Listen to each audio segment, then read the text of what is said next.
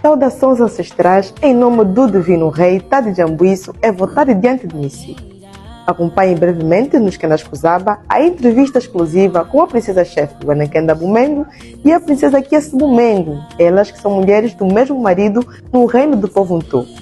Numa conversa descontraída e muito energética com testemunhos vivos, falamos sobre uma macuela, conhecido por muitos como poligamia, onde é permitido que um homem tenha mais de uma mulher. Aqui, você terá a oportunidade de saber se macuela é ou não adultério e quais as principais diferenças.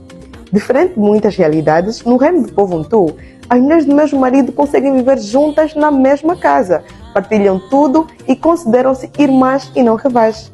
Entre vários temas, falamos sobre as principais vantagens de macuela. Procuramos perceber como é que duas ou mais mulheres conseguem viver na mesma casa com o mesmo marido e se existem conflitos e como são resolvidos, como funcionam a hierarquia nos lares e a gestão das coisas, como são realizadas as cerimônias de casamento, como lidam com os filhos do marido e também com a visão do reino sobre submissão. Eu sou a Pila, jornalista do canal Kuzaba, e convido-lhe a estar ligado aos nossos canais para acompanhar esta grande entrevista que vai ao ar brevemente. Uma entrevista que vence paradigmas sociais e traz um novo conceito de família Congo e africana. Até lá, conto com a sua audiência. Vida eterna ao Divino Rei Tade Jambuíço é votada diante de mim. Ngueta.